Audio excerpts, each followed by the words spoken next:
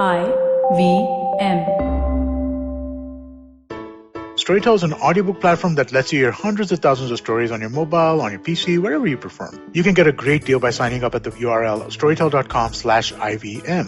So this week I'm going to recommend Watership Down by Richard Adams. It's a quirky book. It's the story of a group of rabbits, how they face the destruction of their den and subsequent escape and journey to their new home. It's funny, it's heartwarming, really cool. It's basically Exodus with rabbits. I think you'll enjoy it if you haven't read it before, and let me tell you a little bit about where you can go get it. Go get it at storytel.com/IVM, and you know what will happen? If you go and sign up on this link, you'll get your first month for just 99 rupees a month instead of $299. That's $200 off. Go get this book right now. You'll really enjoy it.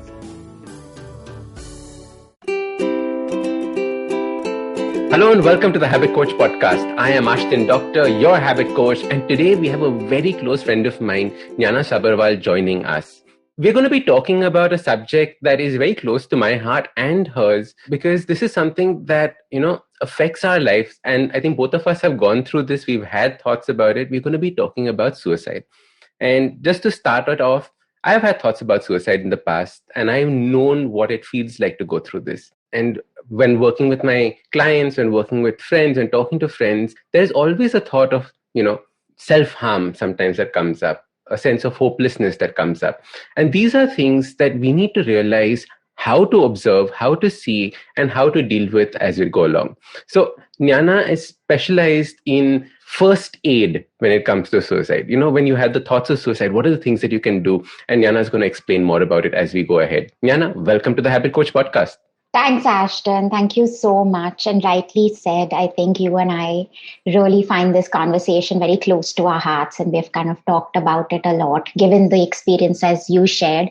And I have been through the same thing. And more than that, it's obviously having lost somebody really close to me, like my mother, to suicide, which was completely long journey towards recovery from that loss, because one is obviously being in that state and then the other is obviously being a survivor. So yeah, while that happened several years ago, I think, it's more and more relevant today than it's ever been before, right? Because we are seeing not only just an increase, but of course, we are talking about it more, but not as much as we probably should be. So thank you so much for doing this conversation and podcast today. No, you said it so well. It's absolutely something that we have to speak about. And guys, the first time I met Jnana, it is always an awkward meeting, because the first question that she's going to ask you is, do you have thoughts of suicide? Okay, now, no matter who you are, if you're a waiter at a restaurant or you're meeting her for the first time, that's the first thing. And what she's doing is she's making it okay to converse about it, because very often these kind of topics tend to become taboo. We don't have conversations about it. And then we just you're like, actually, maybe I'll listen to this podcast later. No, listen to it now, because there's so much of value in maybe someone close to you, maybe someone in your office, maybe a friend of yours, and maybe something that you're going through as well. So I think these conversations are absolutely important. I mean, they are really important conversations, especially because suicide is preventable, right? And that's something I think which is not known to us. We just always believe that it's predominantly like impulsive, or, that there's nothing we can do, but there's so much we can. And that was such a big realization for me too, when I actually did the first responder course and got trained in it, and said that, hey, you know what, if all of us actually just knew what to do, we could actually prevent suicides from happening, right? And so no, not necessarily the first jumping question, but if you remember the time when I asked that waiters, because she did have self-harm marks on her hand, and, we don't necessarily ask somebody, hey, are you okay? When there's such an obvious sign of distress there, right? So, I mean, this is just a way to kind of normalize the act of asking someone, are you okay? And when there are obvious signs of distress, and obviously, with time, we'll talk more about it, is, there are obvious signs that are given out. And, we kind of don't want to go there, or like you said, I may not even want to hear this podcast, but please listen to it. We don't want to necessarily go there and say, oh, what if the answer is yes? Or am I doing something wrong by even asking? Or maybe I don't want to, upset this person further. But I mean, those are all kind of myths the more we ask, the more we kind of open ourselves to asking the question of, hey, do you have thoughts of suicide? Are you going through something? And when people go through something, they may have thoughts of suicide, but I'm a safe space to talk about. There won't be judgment, there won't be opinion. I'll just listen. I think that's like really what the whole kind of first responder and the steps towards like prevention is all about. So coming back to that waiter, it was because there were obvious signs of distress, right? And then I said, hey, you know what, Ashton, I think I should probably go and have a chat with her. And I'm glad I did. Because that opened up the option of her getting help, and that's what we really want, right? We want people to feel like it's okay to ask for help. So it's even normalizing that process, I guess, in a lot of ways. And, I think, Nana, there are three important aspects to this, right? There is a person who's having thoughts of suicide, and we must discuss this. Yeah. The second aspect is the person you tell that you're having thoughts of suicide to, right? Like when suicide suddenly becomes popular in social media, everyone's like, please reach out to me. You can always talk and all of that.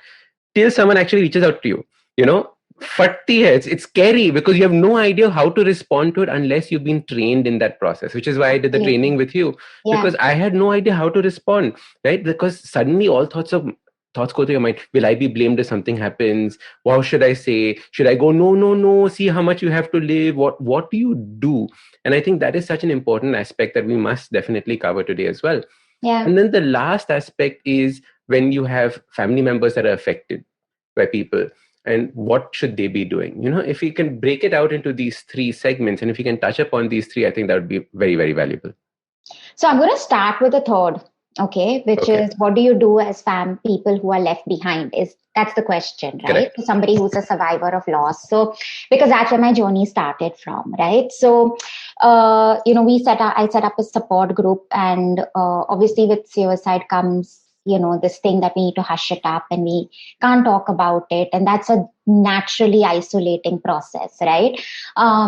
There's so many questions. There is this, I lost my mom 25 years ago, but I never told anyone. And I used to always say it was asthma or this or that and make up stories. And, I was very clearly also told by my family, don't talk about it. And, just the general. And so, you live with that feeling that somehow this is something that you can't even talk about. And that goes against any sort of, definition of emotional well-being or resilience or getting better or healing or moving on or any of those things which are possible, right?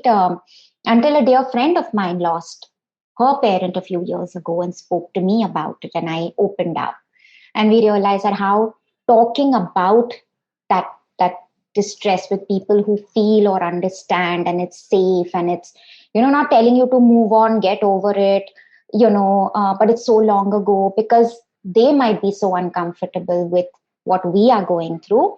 And while the intention is always of course to make you feel better, it's not what you want to hear. You want to able to just say, I miss this person, because the natural process we have understood as those left behind is that somehow that person ceases to exist as a conversation, right? So it's left. It's just, you become numb to talking about it and all of that.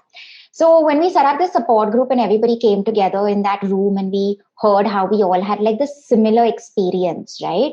Of just not being allowed to talk about it, not having the ability to share what we felt, not having safe spaces, right? Just a space where I can say, this is the distress I'm feeling, or, without kind of making it alarming or scaring, is that when you are left back as a survivor, you're also at risk of thoughts yourself. Correct. Right? Because there's just so much of like a grief, that we don't access, and all of those sort of different things, guilt, and, why couldn't I do something? Why didn't I do something? And, we still receive newer people and we say the same thing, that if you didn't know what to do and you didn't know the signs, how could you have helped? Yeah. We can never believe our loved one is willing to leave us, right? So when we were in that room, it occurred to me, I'm like, oh my God, we all have the same thing, right? None of us have a safe space. And yet one thing that was common in all is we all said that our loved one told us that they were thinking of suicide. right? And that was my, moment of, oh, so if there are signs, then obviously we are not responding appropriately. And so that began my journey of, okay, let me go and learn what we can do about it. Is there anything we can do about it? And I realized, obviously, in India, we didn't have something like a suicide prevention program or a response program. Unfortunately, we don't have the system of calling a 911 or anything like that. So what does a person do? When I went and I did a lot of research, I read and read and read and studied, I understood that there is something called first response. So that, kind of brings me back to question one, which is that, what about the person who has thoughts of suicide, right? 1 in 20 people do have thoughts of suicide. That much we know, right? How many will go on to attempt? How many? There's a whole background to that which we learn in the course. But the person who's thinking about suicide does not want to die. There is some kind of emotional distress or that pain that is not being addressed. They're not getting a safe space to talk about it, or they're not getting the help that they need. There could be a mental health distress that has been continuing for the long term and they haven't got, so they are knowingly or unknowingly giving out information. So they may say things, right? Like, nobody will miss me when I'm gone. Or, you all will know when I'm not there. Or, they'll say, okay, fine, I found a solution to all my problems. After I do this, I'm done. After I do this, I'm done. After this, all my problems will go away. Or you'll start seeing them doing things like, oh, will you take care of my dog when I'm not there? Where are you going? Are you going somewhere? That's the question we will normally ask. We don't connect it to being something.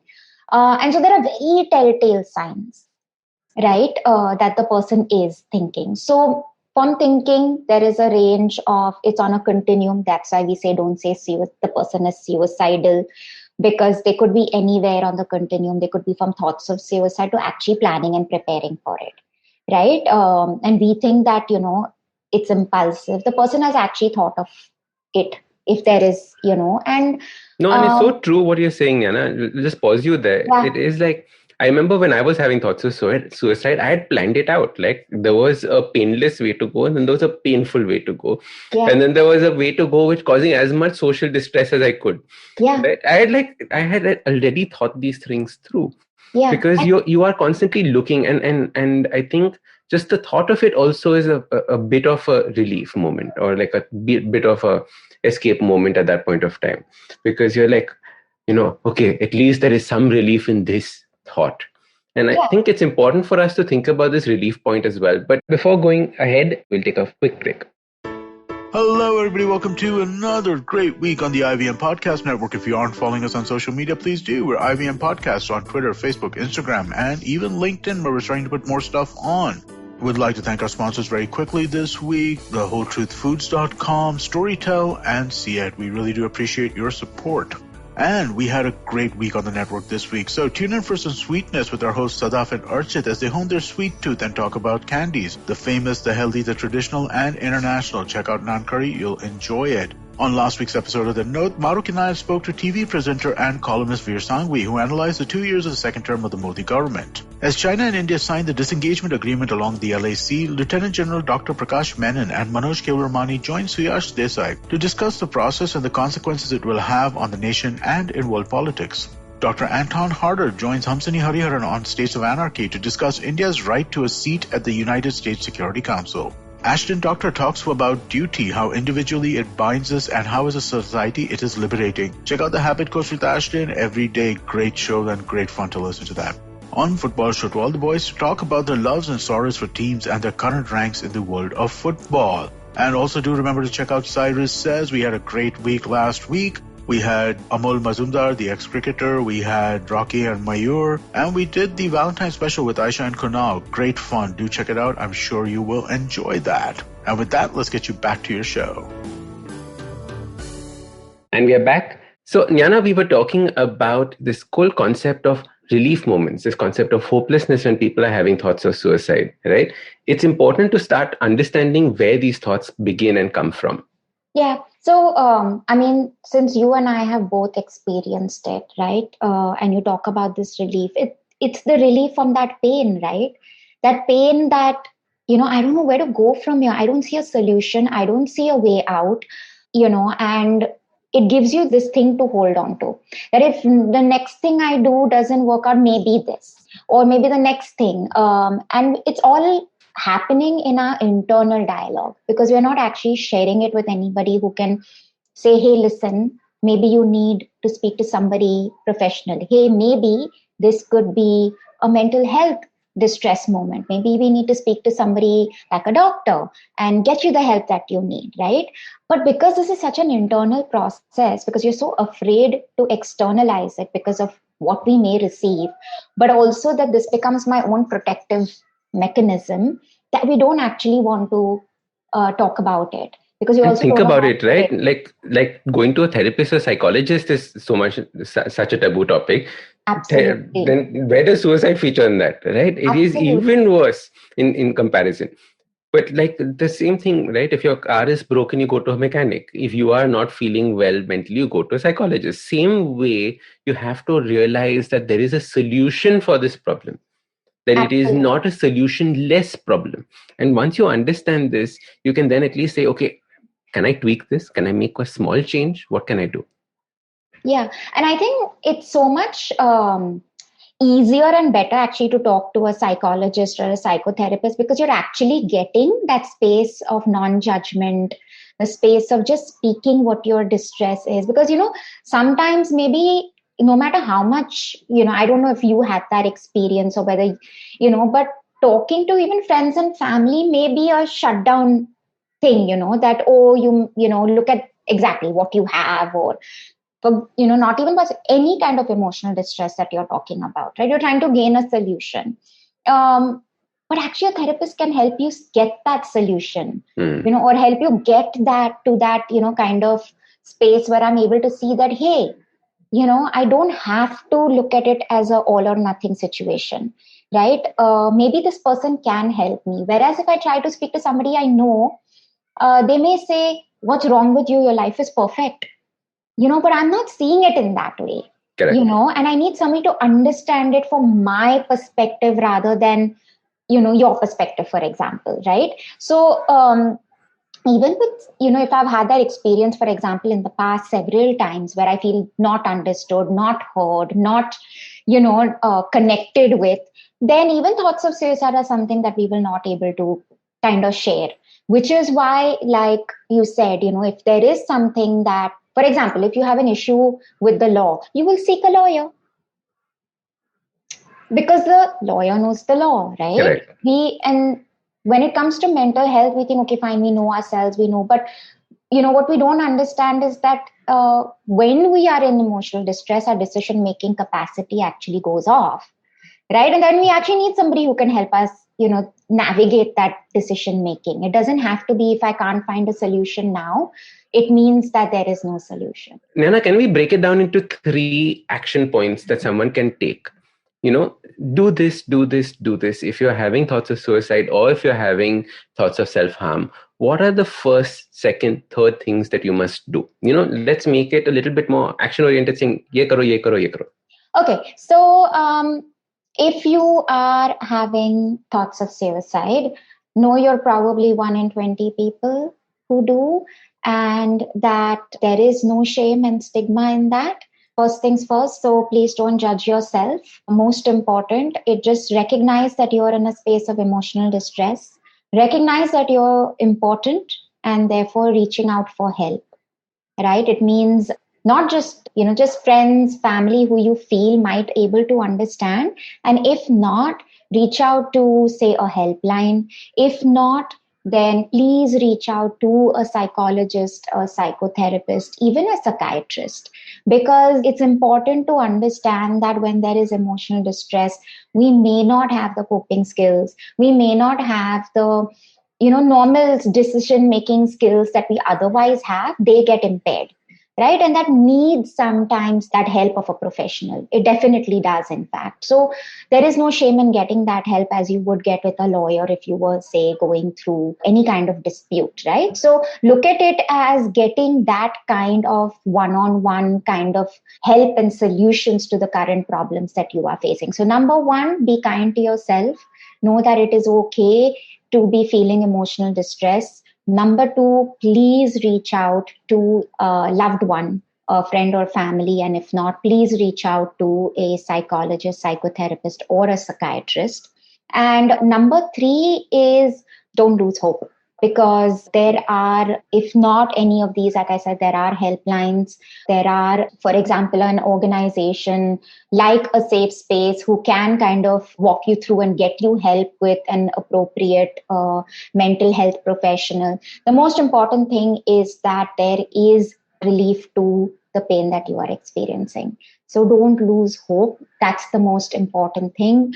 Even if it doesn't seem doable right now, there is help available. So just hold on to that recognition of hope is available, help is available. Lovely. So to break it down, the first one is understand that, you're not going through all of this alone, right? It is not something that is strange to you, or that, something is wrong with you. Firstly, put all of that aside, show compassion to yourself, right? Yeah. Saying that, all right, I'm going through this, accept that you're going through this. Yeah. The second thing is actually in these words, say, I need help. Yeah. Very often we can't say, I need help. Many of us feel that we cannot ask for help for multiple reasons. One is your ego might not ask for help. The second aspect is that you might feel that why would somebody be willing to take out their time to help me?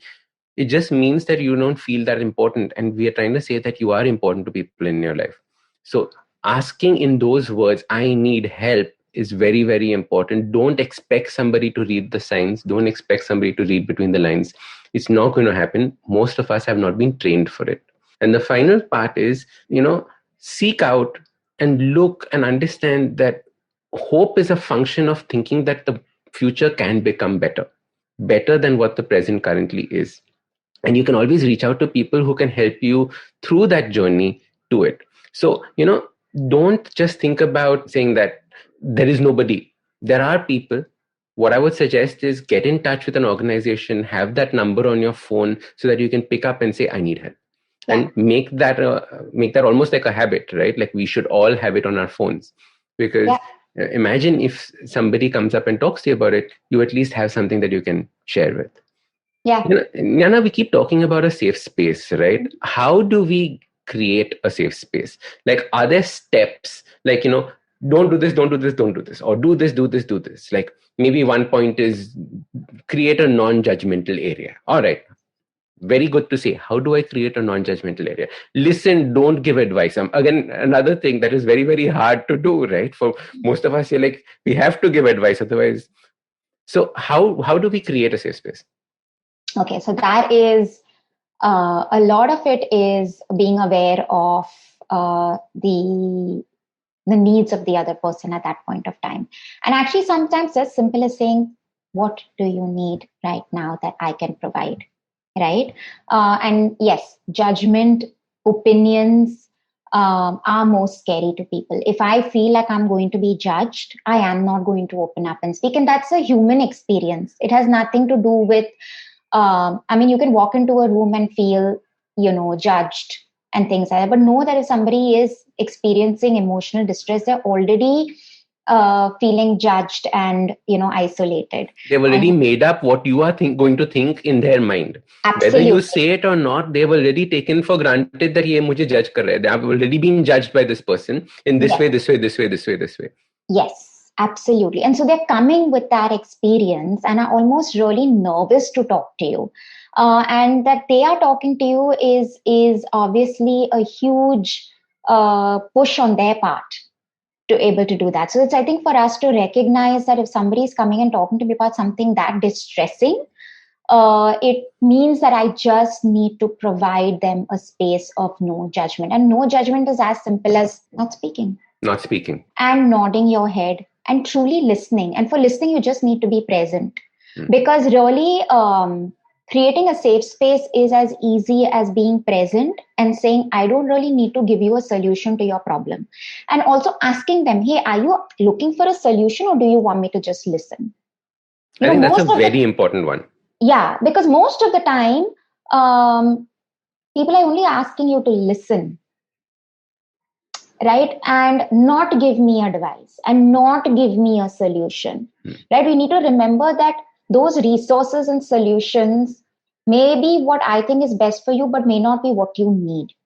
And so when we say about suicide being preventable and being, a first responder, a safe space, what we're saying is people will not die by suicide if they get the help that they need, not what I think they need, not what the society thinks that they need, but what they need.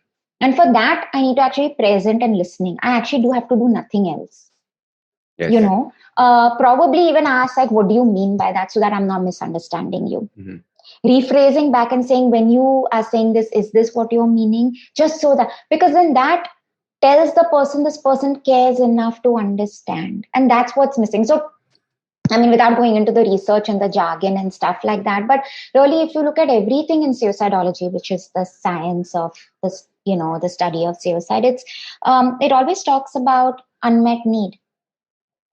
And here I'm always only trying to ask you, what is it that I can do to get you what you need? And sometimes it's just when we talk enough, we ourselves realize what we need. That is so powerful, right? It boils down to unmet need. Yeah. There is something that you need that you're not getting. There is not want, this is need. It's human need. Human need.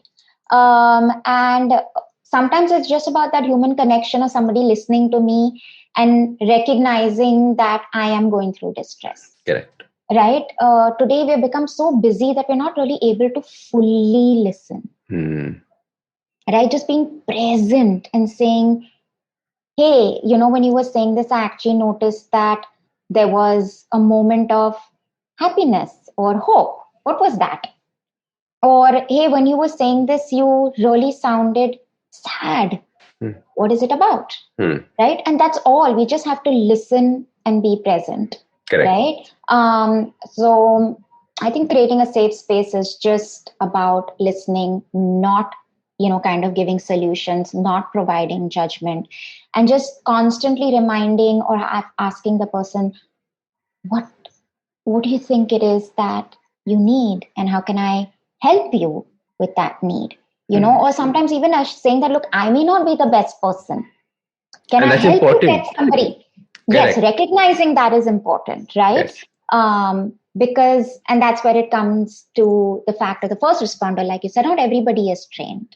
Not everybody, like you said, patti hai, right? If somebody says that, be honest about it. Say that, hey, maybe I may not be the best, but I will listen. And then maybe together we can figure out what you are possibly, are your needs and how, maybe somebody else could help us help, but being that itself is sometimes enough for that person, and that's it. Lovely. Lovely. I think we've spoken about all these three categories so well. It's flowed nicely. We're talking about if you've lost someone to suicide. The first thing is, don't think about it as a taboo topic. Please talk about it, because the more you talk about it, the more you realize that A, you're not alone in this. Yeah. B, it's not a burden that you're carrying by yourself. And C, it's not the guilt that if only I had done this, this would not have happened. If only I could have done this, right? It is not something, it was a decision that person took. It has nothing to do with you right now. And you need to have that ability to create a safe space to do that. The second aspect is, if you're having thoughts of suicide, if you're having thoughts of self-harm, the things that you need to do is A, be compassionate to yourself, understand that this is what you're going through. Then seek help by asking those words, help me, right? And finally, understanding that there is always hope. You just find what is that unmet need. What is it that is that unmet need that is there in your life that is not making you see a better future or see that present can be better, right? And the last one is about how, if somebody comes and does share with you that I'm having thoughts of suicide, what do? You just become a good active listener. You don't judge, don't use words like good and bad, don't use adjectives unnecessarily. Like you said, you can repeat what the person has just said back and have them continue the conversation, But the most important thing is, don't give unnecessary advice if it is not asked for.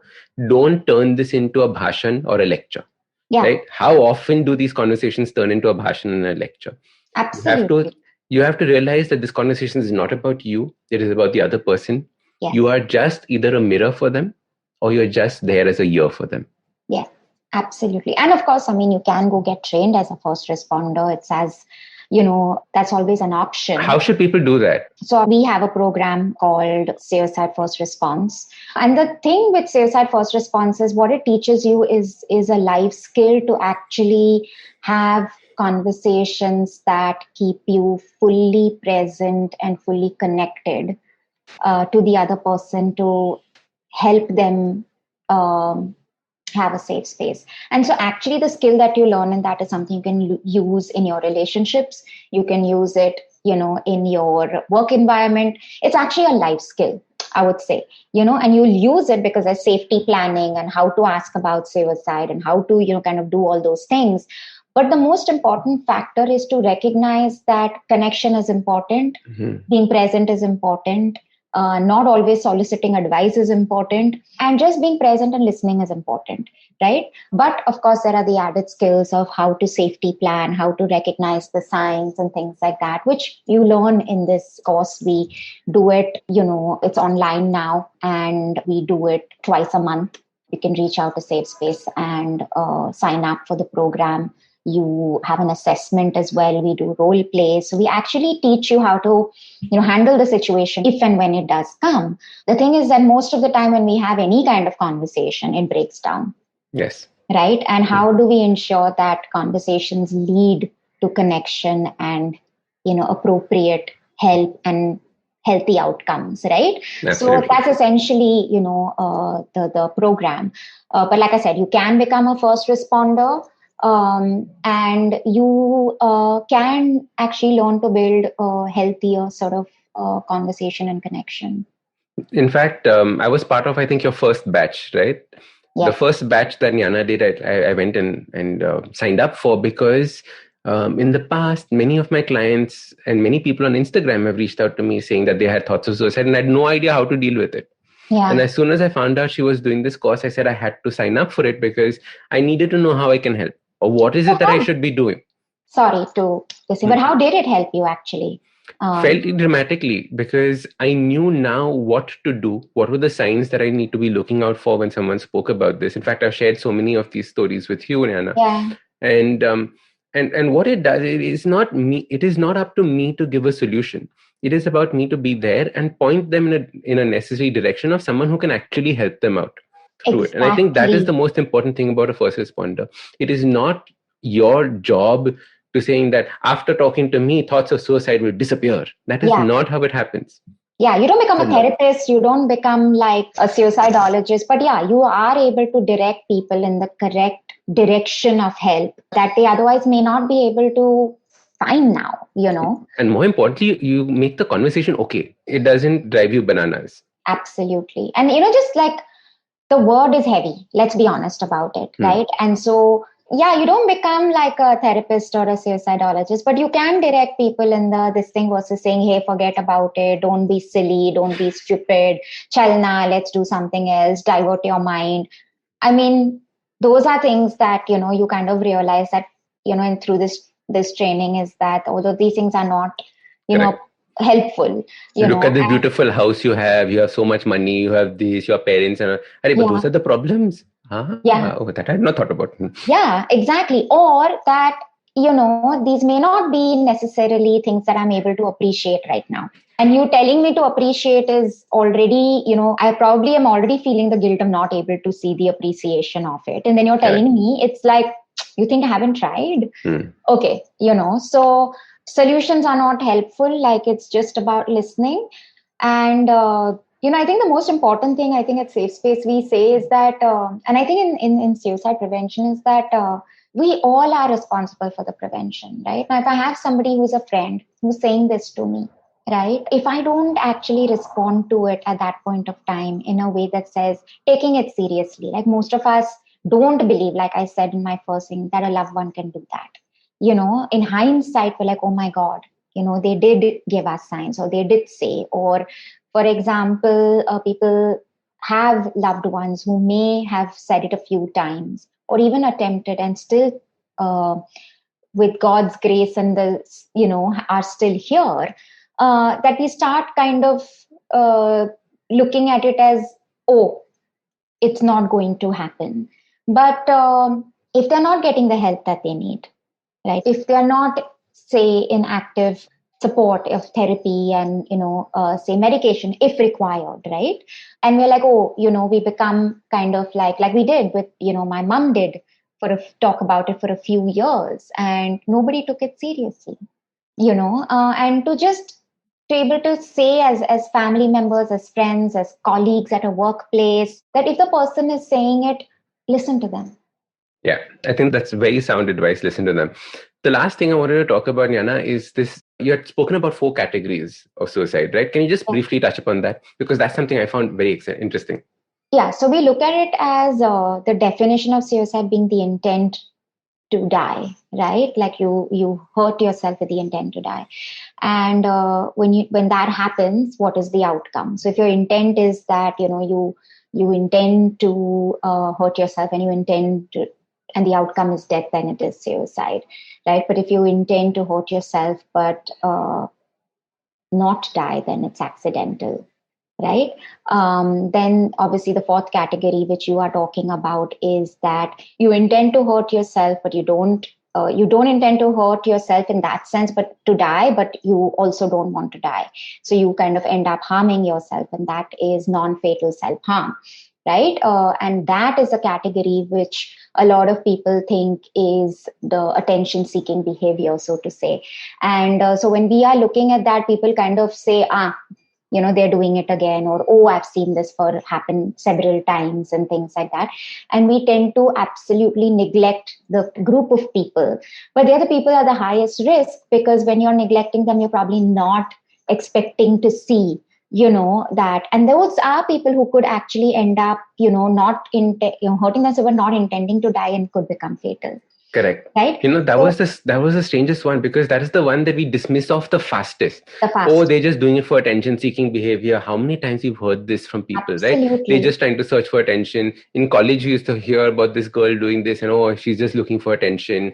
She's just looking for doing for drama. But what we don't realize is that every time they do it, they're getting better at it. They're getting better at it. They're getting better at it, and suddenly, by mistake, an accident could occur, and they could unknowingly or unintentionally take their life. Or at some point the intent may change, but we are not paying attention, right? So it's really interesting you said that, because even when I was growing up, when my mom did that, one of the things I did hear is that, oh, just leave it be. She's, it's probably for attention, and it's only later on that I realized through my work and through this thing that that's such BS that we're fed, actually, and that how important it is for us to truly ask that person, because it's a cry for help.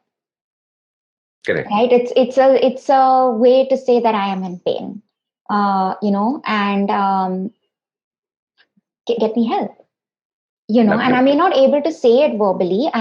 I'm showing you behaviors that are saying, look, I am, because all we need to do is actually kind of give you the conversation of what can I do to help you? What is it you need?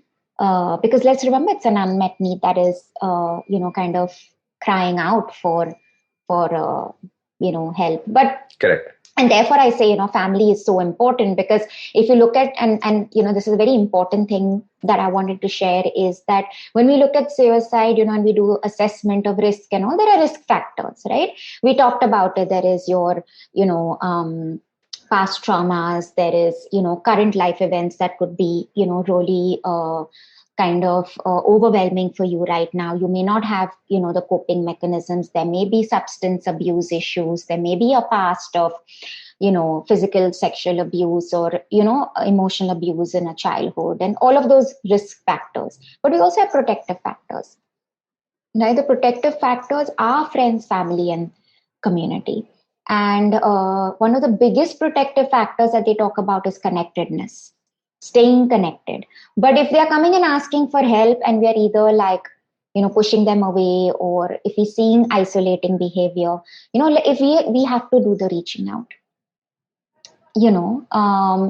because the chances are they may have reached out in the past and some not received the response. It makes us, we're all human beings at the end of the day. Correct. Absolutely. Right. If you're not getting that response, you become more wary of asking for it.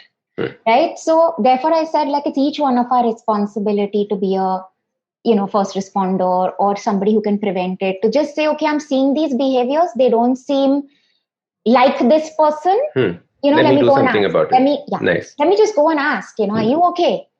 Yeah. Let's talk and really listen to the talk. Yeah. Lovely. Jnana, how can people reach out to you? How can people get in touch with you and see all the fantastic work that you're doing? So from our website, which is safespace.in, and then we have an Instagram page, which is Safe Space India.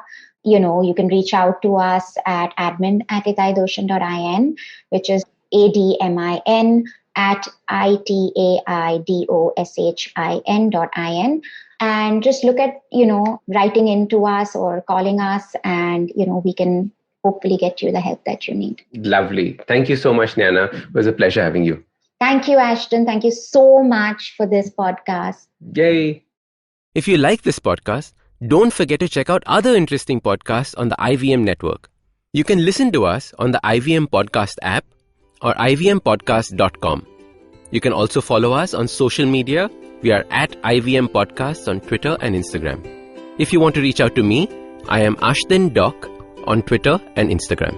You can find lots more information on my website, awesome180.com, or check out different content on my YouTube channel called AWESOME180. That's Awesome 180.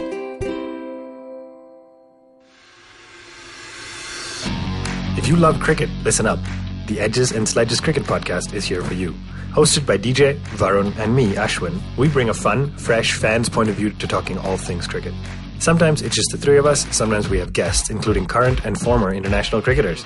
For new episodes every week, check out the Edges and Sledges Cricket Podcast on the IVM app, website, or wherever you get your podcasts. Hey, I'm Zarina, your peak performance coach, leadership coach, and life coach. And I'm here to unleash that power within you with your weekly dose of mantras and empowerment. Tune in to Monday Mantras every Monday for your quick fix, and the Empowering Series with Zarina Poonawalla every Thursday for riveting real-life stories. You can catch us on the IVM Podcast website, app, or wherever you get your podcasts from.